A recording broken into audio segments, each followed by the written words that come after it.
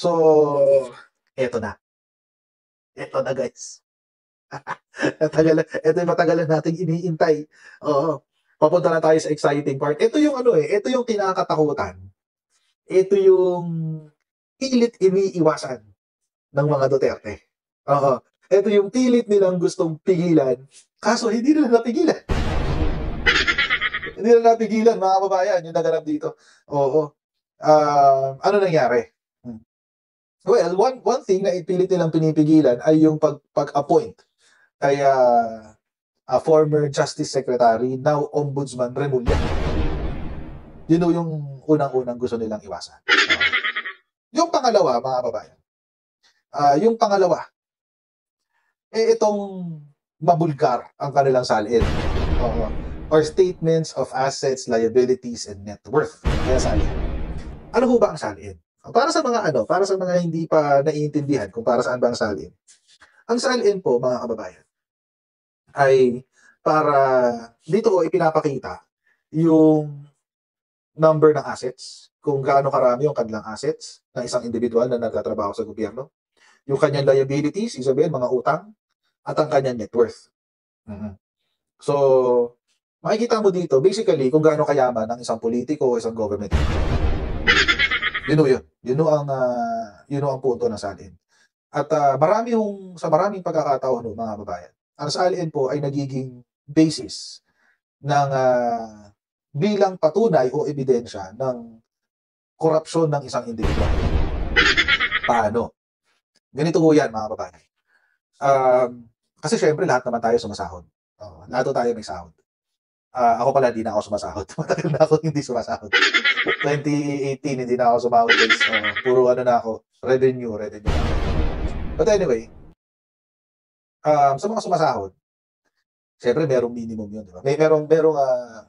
Merong specific absolute number para sa sahod. Okay. So the absolute number usually is, let's gamitin natin reference ang sahod ng isang presidente. Ang presidente po, if I'm not mistaken, is 400,000 a month. 400 to 410 yata, 415,000 a month. Halos kalahating milyon. Ngayon, mga kababayan, syempre, kung 400,000 ang monthly mong kinikita every month, ibig sabihin, pwedeng kung kukumpitin mo yon sa isang taon, merong absolute number. Sabihin natin 400, kumpitin natin. 400,000. 400,000 times 12. Let's say this is already take home. Wala na taxes, wala na deductions, etc. Ay. 400, wait. Ano ba yan? 400,000 times 12 is 4.8 million per year. Okay? 4.8 million per year. Okay. So, malinaw at least, no? Ngayon, mga kababayan, syempre, yung 400,000 mo, gagastusin mo yun. Hindi naman pwede sa isang buwan, hindi ka kakain. So, bibili ka ng pagkain, bibili ka ng lahat-lahat, magbabayad ka amortization sa bahay, magbabayad ka amortization sa sasakyan, magbabayad ka utilities, bibili ka ng mga luho-luho mo, di ba? So, mauubos yun. At syempre, magtatabi ka sa bank account. So, yung bank account mo, kapag let's say, magtatabi ka ng 10%, so that is 480,000 per month. Sa 400,000, 40,000 na itatabi mo. That is 480,000 per year. Okay. So, kapag ang pera mo, mga kababayan, ang kinumpute, let's say, for a span of 5 years, lampas doon sa projected na yun. Ibig sabihin, meron kang ginawa na para yumaman ka ng ganong kalaki. Oo. So, either ikaw ay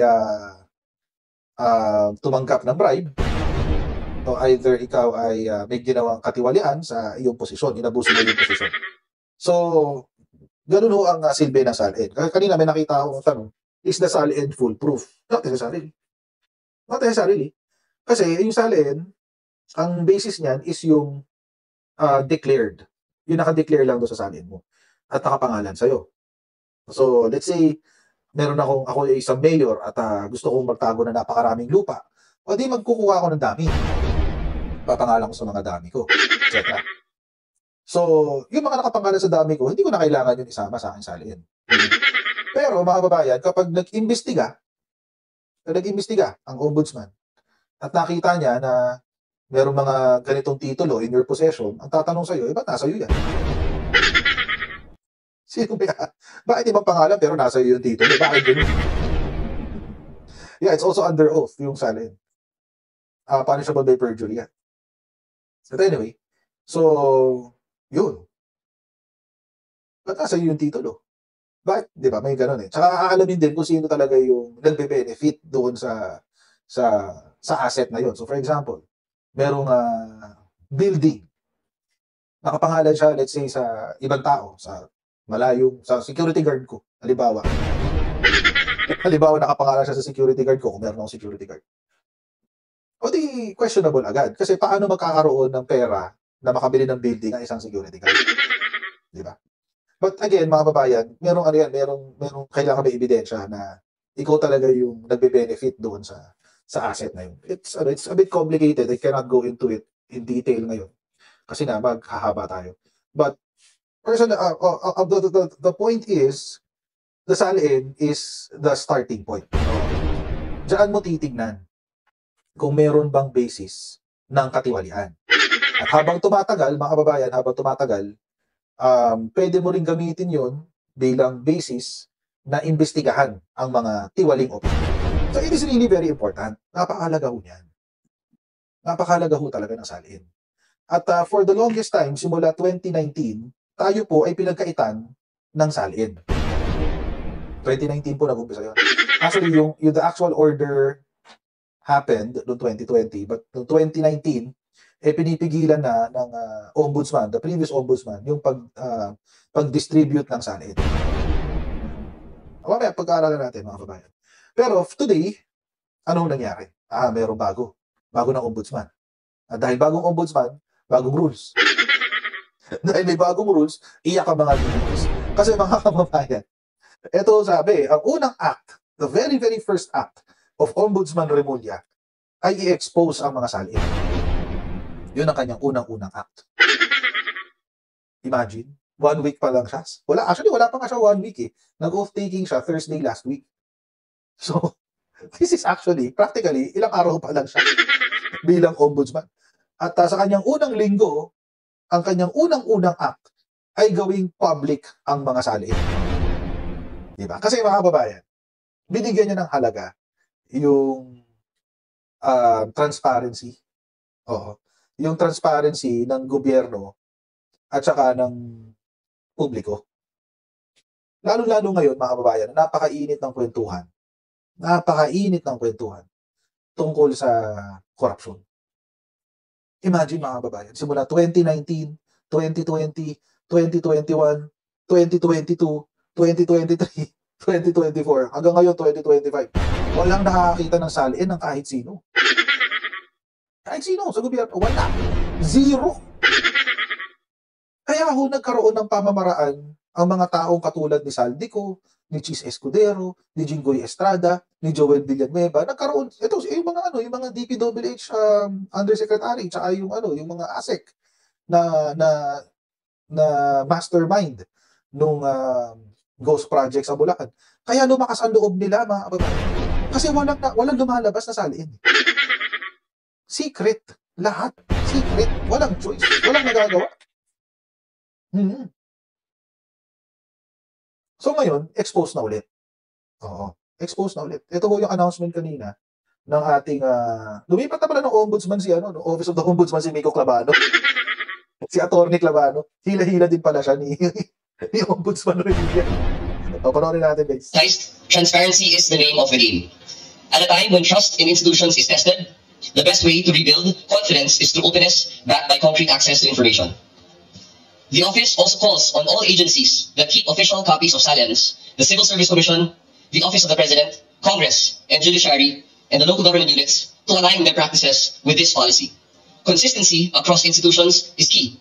Selective transparency only breeds suspicion. This step is not about politics, it is about accountability. The public deserves proof, not promises, that integrity still has a place in public service. So I have with me today the signed memorandum of the Ombudsman reopening the public access of silence. So there are a a few copies that we would like to distribute to the media, so you can go over them para pwede rin kayo magtanong. Forward natin ang konti. A copy already. The rule is that all SALNs will be granted access to, except for several instances, and these are that the office is not the official repository, that the SALN is not on file, the request is for an unauthorized commercial purpose, that the requesting party has a derogatory record of misuse, the request is linked to a pending case to influence or harass, there is evidence of extortion or safety threats, the identity of the requesting party is fictitious, or the purpose is contrary to law, morals, or public policy. So yun po yung mga grounds kung saan pwede natin i-deny. But the general rule is that all SALNs are made public. And any person, as long as they are able to submit their proper documentation and IDs, can be given a copy of the SALN. So, narinig nyo ha. The general rule ha, ibig sabihin, ito yung prevailing. Ito yung susundin ng lahat. The general rule is that the SALNs are for public consumption. Siyempre, for all general rules, turo nga sa amin sa law school, pag meron kang general rule, meron kang exception. Hindi pwede wala kang exception. So, merong exceptions. So, ano yung exceptions? Basahin natin exceptions. Andito siya. Hindi yan. Wait. Ito. Andito exceptions eh. Yan.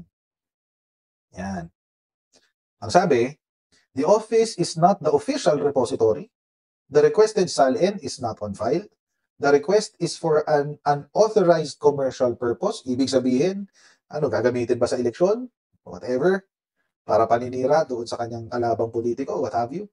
The requesting party has a derogatory record of misuse. Ibig sabihin, let's say ako, nag-request na ako before, ginamit ko in a manner that is contrary to law, morals, public policy, and public order. Tapos request ako ulit, baka i-deny na nila ako kasi nag-violate ako ng mga polisiya before. Tapos what else? The request is linked to a pending case to influence or harass. Alam niyo mga kababayan, this is very important. Kasi pag may pending case, mga kababayan, pagandahan niya ng argumento. Pero maliban pa doon, mga kababayan, yun yung nangyayari sa loob ng korte, pagandahan, pagalingan ng argumento. Pero sa labas ng korte, pagalingan niya ng propaganda. Yun ang usapan dyan, pagalingan ng propaganda. So, kung gagamitin ang SALN to influence people against a plaintiff or against a defendant, hindi siya ibibigay. Lalo na kung may pending case, sabihin ongoing yung kanyang kaso. Or kung gagamitin ito para iharas ang isang plaintiff or isang defendant, hindi siya pagbibigyan. Okay? There is evidence of extortion or safety threats. Ibig sabihin, may history na ginamit ang SALN para mag-extort. It makes sense. Kasi violation. Criminal yan, extortion. The identity of the requesting party is fictitious or the purpose is contrary to law, morals, or public policy. Ito medyo, yung pang number 8, medyo broad ang ibig sabihin niya. Masyadong broad ang ibig sabihin niya. Contrary to law, morals, public order, and public policy. Kahit ano yan. Sa totoo lang mga kababayan, kahit ano yan, basta labag sa batas, labag sa moral, labag sa public policy, it can be anything. So, to some degree, mas maluwag siya. Pero at the same time, mas mahigpit din siya. Ano kasi ibig sabihin? Mas maluwag siya to some degree kasi everyone can request. But at the same time, kung medyo tiwali kang medyo ikaw ay nai-impluwensyahan ng politika, pwede mong sabihin na, yung request is contrary to morals. Yung request is contrary to public policy. Yun. So, maluwag siya na mahigpit. Hindi kasi ibig sabihin. parang hirap ipag-reconcile. No? Pero syempre, like all laws, lahat naman ng batas ay pwedeng maniobrahin yan para sa benepisyo ng ilang individual. It's just really on the how it is going to be implemented at paano ito lalabanan sa korte kung meron mang grave abuse of discretion. So, ayun. But at the very least, mga kababayan, ang importante ay meron pa sa taso. Except in the case of a subpoena or official request from a quasi-judicial investigative body, or as may be determined by the Ombudsman, all SALN requests shall be made by filling up the prescribed SALN request. Okay. Lang pala yan. Papel lang pala yan. Ayun. Pero mga kababayan, ang pinaka-importante dito, itong sa preamble niya. Ayan. Ito. The right to information goes hand in hand with the constitutional policies of full public disclosure and honesty in public service And the Constitution itself, under Section 17 of Article 11, has qualified the information disclosed in the SALN as a matter of public concern, giving rise to a duty to disclose that sprang from the people's right to know. Yun, freedom of information yan, mga kababayan. Hindi mo pwedeng pigilan yan. That's a constitutional right. Although hindi siya mataas doon sa priorities pagdating sa sa karapatang pantao. Pero karapatan pa rin natin yun. Kasi ang priorities is life, liberty, and property. After noon, freedom of expression, freedom of speech, and then ito, freedom of information. So, ayun. Kaya hindi siya, kumbaga sa order of priority, hindi siya pinakataas. Pero it is still a right that has to be respected. At mga kababayan, itong karapatan na ito, mga kababayan, ay binalahura nung panahon ni Rodrigo Duterte. Ito ang karapatan na ito. Actually, come to think of it, mga kababayan, hindi lang po pala karapatang pantao na mabuhay ang binalahura ni Rodrigo Duterte. Oo. Oo. Hindi lang karapatang mabuhay ang binalahura ni Rodrigo Duterte, mga kababayan. Come to think of it, pati pala karapatan natin sa impormasyon ay binalahura ni Rodrigo Duterte. Ganun kalala. Paano? Kasi mga kababayan, balik tayo sa history. Balikan natin yung history. Kasi mga kababayan, noong 2016, tagal na nito. Tagal na nito. Oo, April 26, 2016 pa. Hindi pa presidente etong si Rodrigo Duterte. Hindi pa presidente si Rodrigo Duterte kasi siya na. Oo. Ayan. Si former Senator Trillanes ay naglabas ng expose. Nung naglabas siya ng expose, mga kababayan, ang kanyang sinabi, ito daw si Rodrigo Duterte ay merong 211 million sa isang undeclared bank account. Ayan, mga kababayan. Maliit pa nga ito kasi kung tutuusin, yung mga nauna niyang sinabi, if I'm not mistaken, is around 2 billion yata in transactions. Wait, hanapin ko ha, para sigurado. Ayun, ito. Hindi pa pala kompleto, meron pa palang isa. So meron siyang 200 million sa isang undeclared bank account. Tapos, meron pang isa. Same time din, 2017. Ito. Ayan. Trillanes claims Duterte had 2 billion pesos in bank transactions. Grabe naman yan, guys. 2 billion pesos. Ako, di ko ma-imagine yung 2 billion pesos. Na personal ko, as in personal transactions ko, 2 billion. Di ko ma-imagine yun, guys. Oo. Tindi. Noong 2017 to, mga babayan, presidente na si Digong yan. So, ibig sabihin, bago pa siya maging presidente, meron siya 200 million na undeclared bank account. Ibig sabihin, wala ito sa kanyang sali. Tapos, nung naging presidente siya, nagkaroon pa siya ng 2 billion pisong transaction in 1 year, if I'm not mistaken. Kasi, this is April 26, 2016. Tapos nanalo siyang presidente, yung report lumabas October 3, 2017. So, more than 1 year. Imagine, sa loob ng isang taon, mayroong 2 bilyong piso na dumaan sa mga bank account mo. Naging presidente ka lang. Di ba? Naging presidente ka lang, may 2 bilyon agad na dumaan sa'yo. Ang tindi, guys. Oo. Ibang level ang tigas ng mukha, mga kababayan. Oo. Yun ang sinasabi. Yan. President Rodrigo Duterte and his family have more than 2 billion pesos worth of questionable transactions in their bank accounts, according to Senator Antonio Trillanes, as the senator continues to challenge the chief executive to sign waivers that would allow the scrutiny of his bank transactions. So, ito binanggit din to ni former Senator Trillanes doon sa hearing ng Kamara de Representantes sa War on Drugs, yung Quadcom. So, according to former Senator Trillanes, this money, itong pera na to, mga kababayan, ay bunga ng kanyang transaksyones sa illegal drug trade. Sa illegal drug trade, mga kababayan. Makikita din ba to sa SALN? Hindi. Kung undeclared siya, hindi siya makikita. Pero pag nagpa-lifestyle check, tatawag lang si Ombudsman, sabihin ni Ombudsman, Amlak, pwedeng pahingi ako ng bank records ng nakapangalan sa Duterte and Associates. Yun. Tapos ang boxing. Lalabas yan. Basta sa Duterte and known associates lang, ha? Doon. di lalabas ang record ng mga bangko. So, but apparently, allegedly, ito raw ay bangko na nanggaling sa war on drugs. Bangko na nanggaling sa war on drugs. Pera na nanggaling sa drugs dahil nagbabayad daw ang isa sa mga associate nila ng protection kay Rodrigo Duterte. Yun ang allegation dyan. Pero hanggang ngayon, hindi pa makita yan, mapatunayan yan. We were hoping, tayo pong mga na-disillusion na sa mga Duterte, inaasahan natin yung impeachment na doon lalabas yung mga yan. Kaso mo, lahat ng kapangyarihan ng mga Duterte, talagang ginamit nila para hindi matuloy ang impeachment. So, sa ngayon, naka-hold pa yan. Wala pa.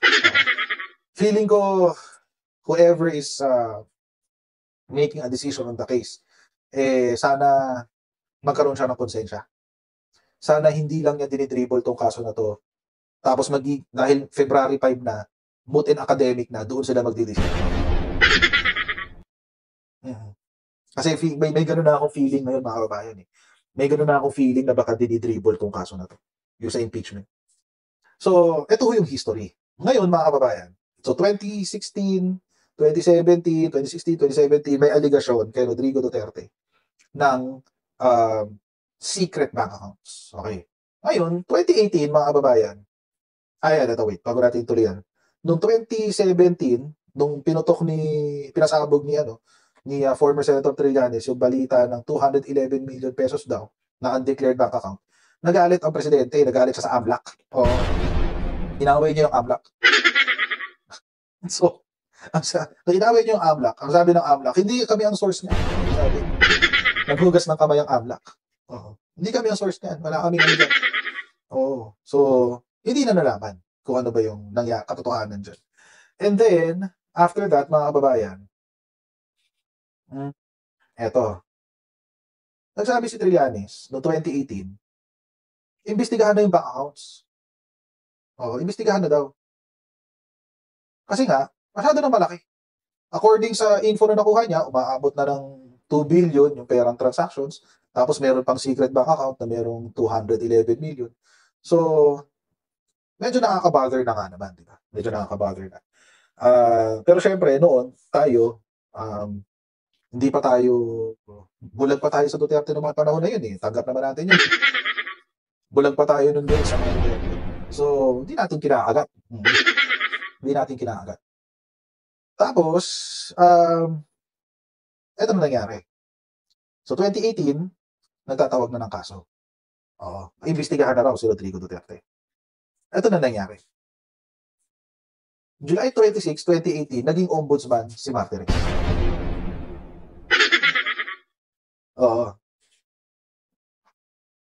Naging ombudsman si Martires.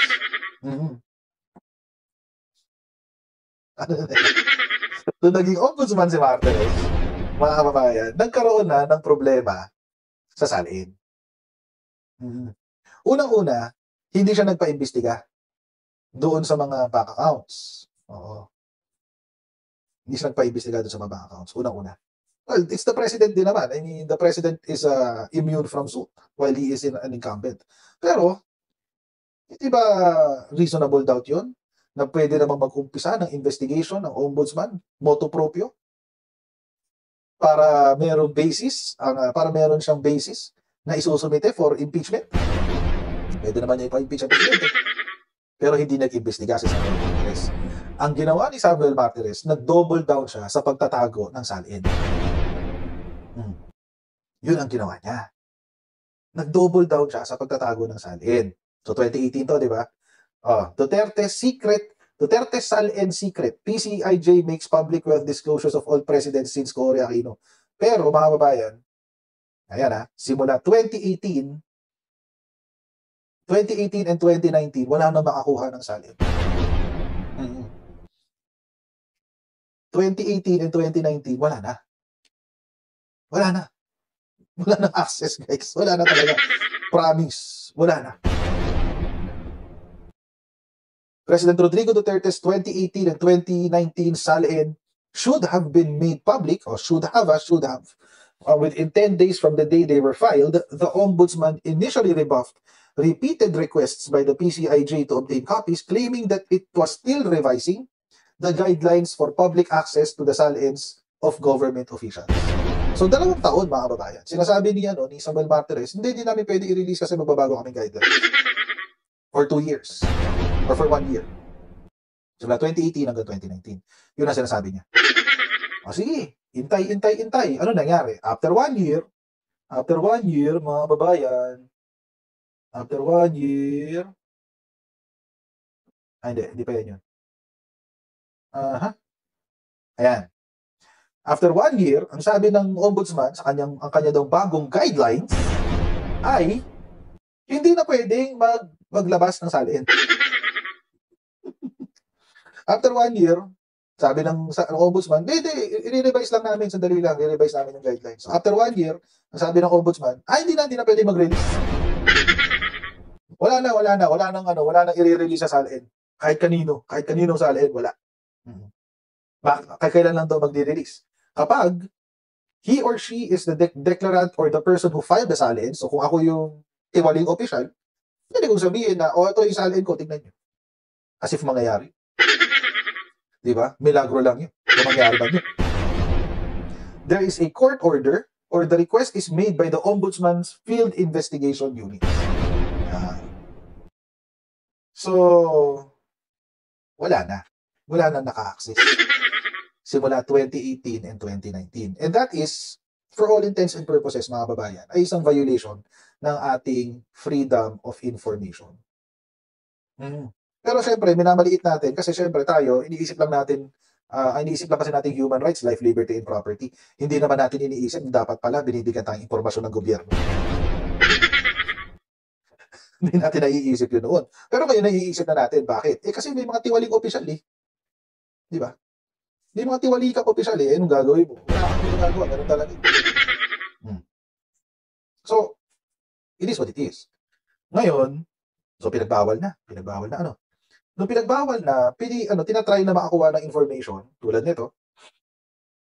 Ito yung sinasabi ni Trillanes na regalo yung 211 billion pesos or 2 billion yata na napupunta sa mga Duterte. Sabi, Duterte gets gifts in multi-million pesos. Actually, mga kababayan, kung tutuusin, ito ay statement mismo ni Rodrigo Duterte. Sa kanya mismo nanggaling yan. Na binibigyan siya ng pera for as gifts nung siya ay mayor. Tapos na-intriga lang yung mga press, inimbestigahan nila. So, ayun, totoo nga. Nung 69th birthday, March 28, 2014, 7 deposits totaling 193,705,615.88 were credited to the joint account of Rodrigo Duterte and his daughter Sara Duterte. Ayan. Ito na. This was the first amount. The first amount was 55 million, followed by 41 million, then 4 deposits of 20 million each. Ngayon mga kababayan, ito daw ay nanggaling sa isang drug lord according to former Senator Trillanes. According to former Senator Trillanes. Ito daw ay hindi suhol hindi, protection money. Pero parang sinasabi ni former Senator Trillanes, ito daw yung parte ng mga Duterte sa benta ng droga. So, the irony, mga kababayan, is meron kang presidente na nagsabi na tatanggalin niya ang droga within 3 to 6 months, pero ang ending, siya pala ay working with the drug lord. Diba? Nabudol na uli kayo, mga nagis. Budol kayo. Ngayon, sinagot ito ng Malacanang. Sabi ng Malacanang, sabi ng Malacanang, ito pala. Patunayan daw na ito mga regalo na ito. Patunayan daw kung ito totoo. Paano mapapatunayan kung hindi makapag-request ng salin? Di ba? Paano mapapatunayan kung hindi ka makapag-request ng salin?